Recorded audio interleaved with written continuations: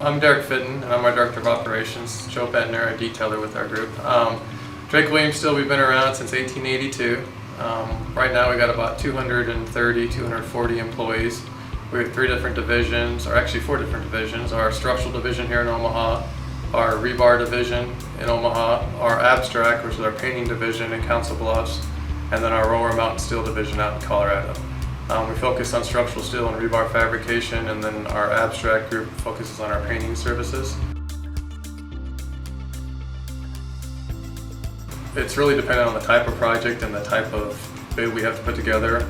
We're using the Estimodeling side, developing models, utilizing the models from engineers and architects to create and help with budgets and kind of streamline that process. It allows us to take and more efficiently produce the material list. And so we're trying to transition to even taking that a step further, where we use the labor side of the Estimodeling to help build the labor aspects of our estimate. Joe can kind of talk about how we use it and the process he has to go through to make that process work. Yeah, so we're taking the Revit models and or IFC models from the design teams and bringing that into SDS2 and populating, importing that and getting that to where we can export the KISS files so they can actually bring that into the fab control side of things. I think there's times too that we'll get models, and we've created models ourselves, but a lot of times we're able to get models from the design teams. But then the challenges that Joe has to deal with are making sure that model's accurate compared to the design drawings that we're looking at, if we have design drawings. And just going through the model, cleaning up the pieces that apply to the project. Sometimes there's miscellaneous junk, so just really Joe kind of focuses on trying to get that model to a point where we can rely on it. We're not, even if we're given models, it's not always going to be something we can rely on. So Joe will go through the details, make sure that the information in that model is accurate for what we need. It was probably 2-3 years ago we started trying to help out with tight schedules and even just budgetary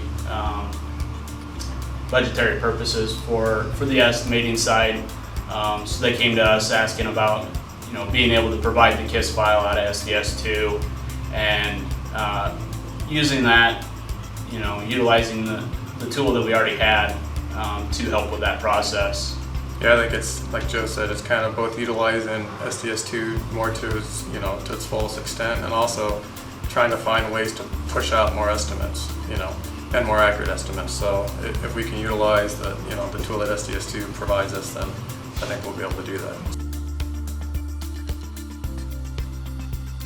I think after the first few times going through it, getting that actually in there, getting the models to come in the way we would like to see them, it became fairly quick that it was productive to get it to the estimating team to actually be usable. So. Yeah, I think initially just some of those challenges of software's communicating, but now, specifically from the budgetary side, when we have to put together a budget and we have a model, we create a model, it saves a lot of time from having to go through and do a hand takeoff or a stick takeoff, where now we can use them all. So that transition's been great, and that's where we've probably realized the most benefit to date. So we're taking the Revit or the IFC models that we're getting from the design teams, taking that IFC model, importing it into SDS2, and then providing from there we provide the KISS file from those models that are produced, or the models that we produce, as far as inputting that as well. I think from the estimating side, then they're not having to really do a material takeoff. We're able to bring in all the main material, all the sub-material from that model, which then they can focus on some of the the details that really is where a lot of your estimating, the hours end up being. So yeah, one of the challenges too is that we're trying to get the model or get the information into a system that then will communicate to our other systems. And so today people are still using FabTrol to estimate, but they're not having to do those material takeoffs. So where we can use the model. So That's probably, where it's benefited us the most, and kind of, but we're still using FabTrol, and so the next hurdle, like I said, is try to get all that labor included in that model so we can bring that part of the estimate over too.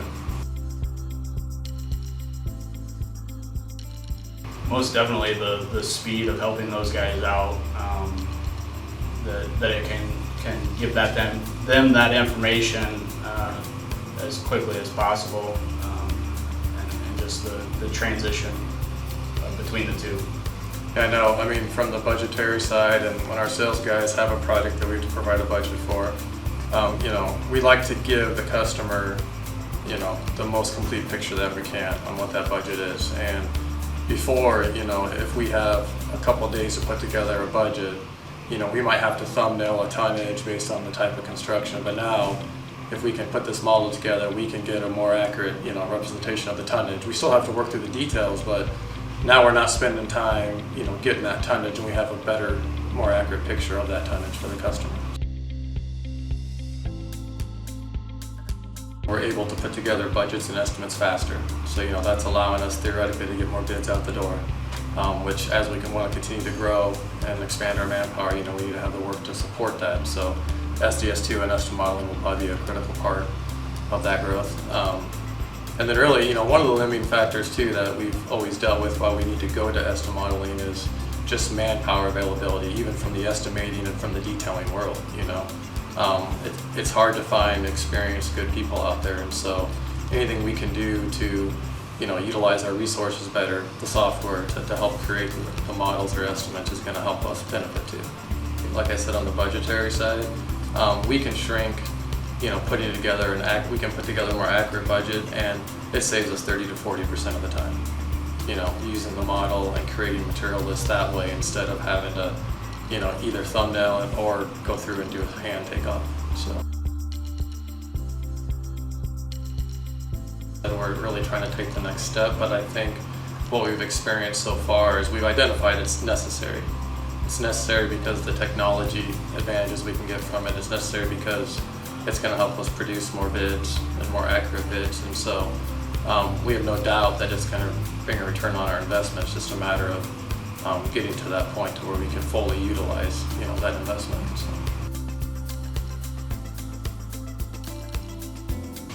Yeah, I know. I mean, just in the last 2 days, we've had we were approached by an engineer and a customer saying we need to put together a budget for this project. They gave us, and it's a decent size, kind of educational facility. They gave us what the model they had, which was incomplete. We're bringing it in, we're kind of cleaning it up, and we're going to be able to put together material lists, within almost 24 hours. So, so that's going to give them, the customer, a better opportunity to really see where their pricing is coming in for their project and help map out that project's construction schedule. So. I think you need to have experts in the software, both SDS2 and whatever estimating or production management software we're using to help understand how it communicates. You need to have the time to do it. That's the hardest part, I think. Yeah. Just from training and stuff, because, and like I said with the manpower too, I think we would have jumped into this a long time ago if we could go hire, detailers or whoever to help build models, but it's just finding the manpower to do that. So I think to really kind of get a grasp on the process, you need to kind of set up your manpower and set up your processes before you kind of jump into it. That way you can support the growth you want to see from it, and the overall process and benefit that it's going to provide you.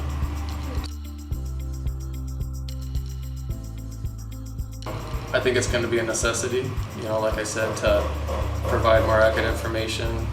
It's going to help streamline the process.